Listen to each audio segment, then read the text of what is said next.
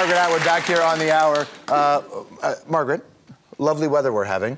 We'll pay for it later. Right. That's the Canadian identity. That's the Canadian weather exchange. Yes, that's what we say. I wonder how that affects, because this economy collapsing is obviously a global issue. In Canada, we are currently not experiencing some of the banking issues that they are in other countries, but we can't not be affected by it. We're a net exporting company, and therefore, if other people stop buying stuff, it's going to affect us, which you've already seen it. Is you writing this book your attempt at doing Scrooge McDuck? Scrooge McDuck. You read that a lot when you were a kid, right? Yeah, Scrooge McDuck. Well, Scrooge McDuck had this big money bin that everybody swam around in. We would all like to have one of those, but no, maybe you're thinking not of Scrooge McDuck, but of the character I invented for the end of the book called Scrooge Nouveau, which is a combination of a few people, right? Yeah, what Scrooge would be like if he were with us today. So what would he be like, and what sort of spirits would appear to him? So I have the spirit of Earth Day past appear to him, and she looks kind of like a shampoo ad, you know, with the organics. The spirit of Earth Day present, which looks a little bit like Al Gore and a little bit like David Suzuki and a little bit like Prince Charles in his organic cookie making mode. Right. Good biscuits, Charles. Are they good? Yeah. They're good. Okay. You should get some. All right. Dutchy Originals. Really? Yes, they laughed when he started with the organics, but they're not laughing anymore, George. And well, good, because he's going to run out of money soon, so he'll need a business to take care of himself. I think the cookies will do it for him. And the spirit of Earth Day yet to come, which comes in two modes, bad and good. Your choice. Which choice are we going to make? We will see, George. Which choice do you think we'll make? No, which choice do I hope we'll make? Well, we hope we'll make the good one. Yes, we hope we'll make the good one. I'm not ready to let this one go. Are you when you were hopeful in that, the Margaret Atwood of hopefulness past, is she generally right when it comes to this? Margaret Atwood of hopefulness present. is doing all she can. But will that save the Margaret Atwood of future perfect? Not forever, dear. What's neat about the book is all good things come to an end. They do. Most things do. Yes, mostly do. It's a life cycle. Yes. What's neat about the book is when you talk about things very well for you to say. Don't worry. I'm not as young as you think I am.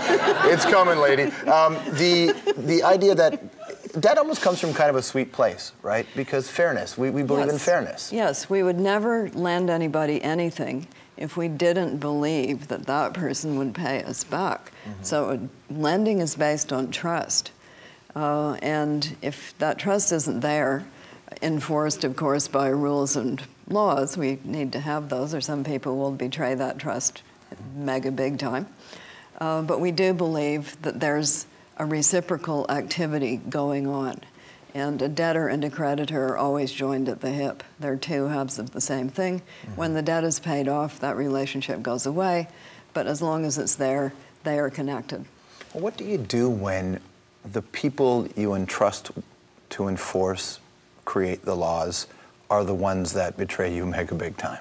That's called corruption, George. And it's not a pretty sight. No, it's not. Yes, what do you do? Well, I think you get an earthquake such as the one that we are having, in which the walls come down, the roofs come off, and there's Bernie Madoff. Right.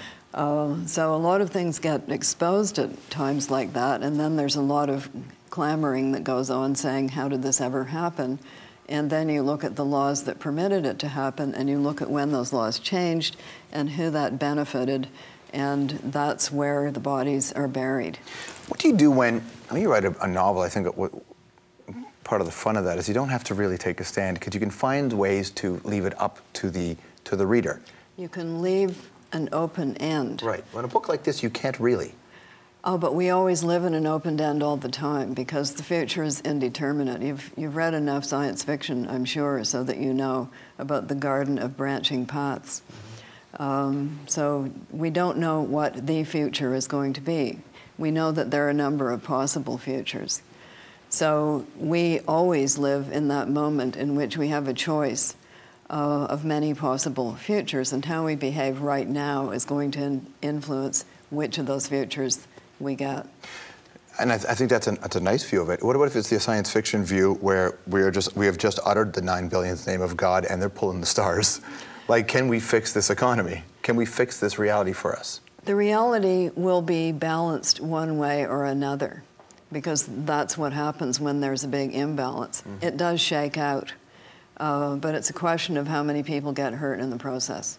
So what we're trying to do right now is make some fixes that mean maybe not so many people get hurt.